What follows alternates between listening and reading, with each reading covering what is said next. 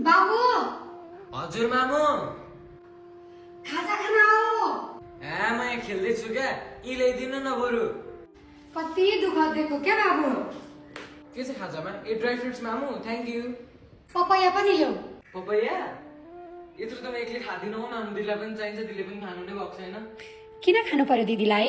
तिमीलाई पो पढ्ने मान्छे भनेर चाहियो त। छोरो मान्छे अलि डराउनु पर्छ। ड्राई फ्रुट्स पपैया भाइ म पनि खाऊ। के सोधिरहेको? आउनु न खानु। ए यति के फलफुल र त्यो ड्राई फ्रुट्स लगेर भाइलाई दिएको थिएँ, अघि आइपुगेछ खाना। मामु किन दिदीले अघि खाजा खाइसक्यो हो र?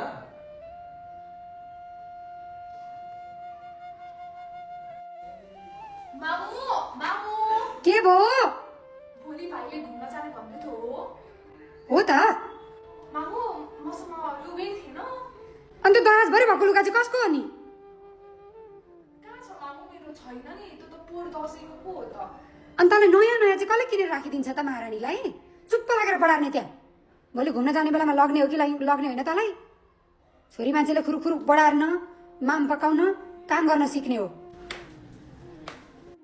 बाबु आज बजार गएर थिएँ, तिमीलाई पेन्ट ल्याइदिएको छु। लाउ भोलि घुम्न जाँदा यही लगाउनु है। लाउ चक्लेट पनि लाउ। Pant chocolate? मामु पेन्ट त मसँग धेरै थियो त, बरु दिदीलाई किनिदिनु, दिदीको त लगाउने नै छैन अरे भोलिको लागि। त्यसका दराजै भरि लुगा छन्, दराज खाली भए पो। दिदीले पनि खान्थ्यो होला।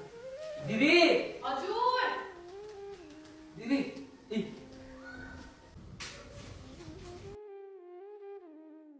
राम राम राम। मागिहालिस् होइन भाइलाई?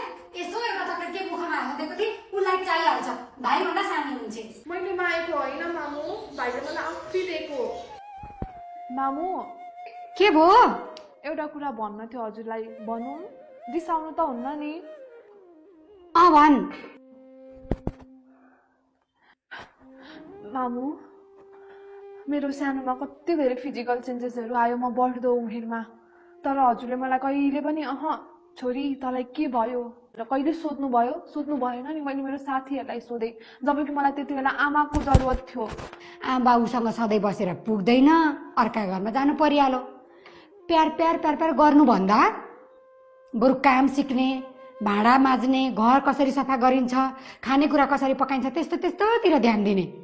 म पिरियड हुँदाखेरि डर लाग्यो मलाई, के भयो मलाई भनेर। तर मैले पछि बुझेँ म पिरियड भएको रहेछु भनेर। मलाई प्याड लाउनु पर्छ, यसरी लाउनु पर्छ भनेर सिकाउनु भयो तपाईँले। म पेट दुखेर म कति आफ्नो कोठामा गएर रुएँ। पिरियड भनेको नि सबैलाई हुने कुरा हो, हामीलाई नि भएको थियो। दुख्छ, सहनु पर्यो। छोरी मान्छेको जात के गर्ने त? अहिले तल औषधि खुवाउने कुरो भएन, भोलि पर्सि सन्तान हुँदैनन् भन्ने डर छ मलाई। अब आमाले व्यवस्था गरी भन्ने कुराहरू चाहिँ छोड्दे त। लु जा, भाइले भात खाएर त्यहाँ भाँडा थुपारिराखेको होला, माझ बुझुना भन्किन्छ फेरि। मामु गए। कहाँ जानु लागेको? लाउ तिमीलाई 2000। 2000 किन नि? टी सर्ट किन्न। तिमीलाई एउटा राम्रो खालको टी सर्ट किनेर ल्याऊ है, भोलि घुम्न जाँदाखेरि लाउन। पेन्ट चाहिँ ल्याइदिए, टी सर्ट चाहिँ कस्तो मनपर्छ भनेर तिमी आफै किनेर ल्याऊ भनेर पैसा दिएको। जाऊ गएर लिएर आऊ। होइन मसँग टी सर्ट त टन्नै छ त, बरु दिदीसँग पेन्ट थिएन, दिदीलाई दिनु नि बरु। खालि दिदी नभन्न, त्यो दिदीलाई दिइसकेँ मैले 500 रुपियाँ। हटियामा गएर सस्तो मास्तो यसो खोजेर एउटा पेन्ट लिएर आउनु भनेर। कति दिनु त त्यहाँ भन्दा? दिदी तपाईँसँग पेन्ट किन्ने पैसा थिएन नि, यही लाग्यो। मामुलाई नभन्ने। मामु एउटा कुरा सोधौँ? भन न बाबु। मामु तपाईँले दिदी र म बिच किन यत्रो भेदभाव गर्नुभएको मामु? आखिरी दिदी पनि तपाईँकै कोखबाट त जन्मेको नि, तपाईँकै रगत होइन र दिदी? के भयो? लु तपाईँले लुगामा त छुट्याउनु भयो, खानेकुरामा पनि किन क्या मामु? होइन मामु, तपाईँको मनमा त दिदीले माया गर्दिन कि भन्ने लाग्छ कि क्या हो? यसो विचार गर्दैछु।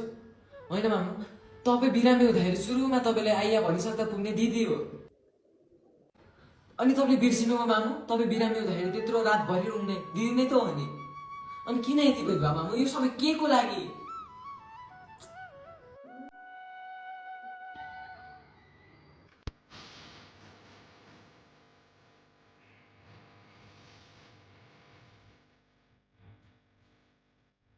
मेरो दिदी बेकार गएपछि कस्तो घर पाउने होइन आफ्नै आमाले त्यस्तो गर्नुहुन्छ अर्काकी आमाले झन् के गर्लान् सम्झिँदै भक्कान फुटेर आउँछ कसरी बिदा गर्नु मेरो दिदीलाई